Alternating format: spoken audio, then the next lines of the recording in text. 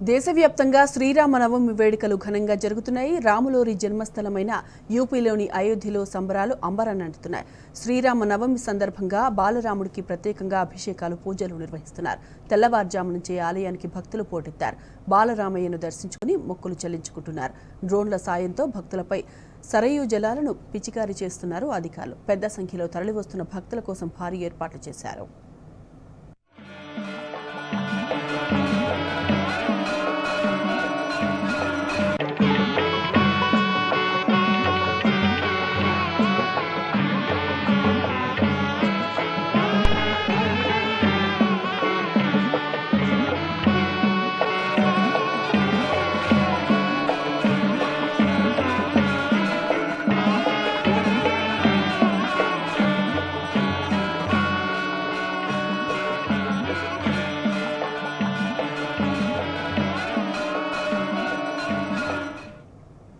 శ్రీరామనవమి సందర్భంగా అయోధ్యలో ఒక అద్భుత ఘట్టం ఆవిష్కృతం కానుంది.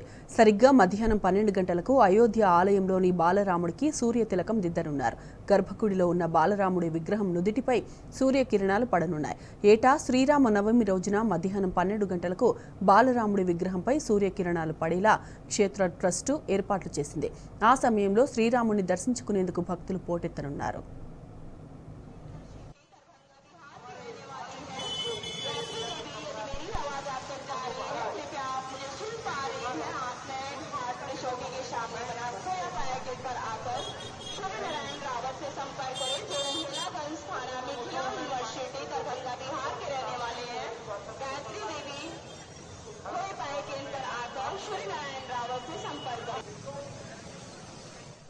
ఈ వేడుకను తిలకించేందుకు ట్రస్ట్ ప్రత్యేక ఏర్పాట్లు చేసింది. భక్తుల సౌకర్యార్థం ప్రత్యేక పాసులు రద్దు చేసింది.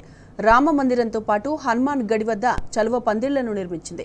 14 తాత్కాలిక ఆరోగ్య కేంద్రాల్లో ఓఆర్ఎస్ పానీయాలు, వైద్యులు, అంబులెన్స్లను అందుబాటులోకి ఉంచారు అధికారులు. మహాకుంభమేళా తొక్కిసలాట ఘటనల దృష్ట్యా భద్రతను కట్టుదిట్టం చేశారు పోలీసులు. సివిల్ పోలీసులతో పాటు పారామిలిటరీ దళాలతో పహారా కాస్తున్నాయి.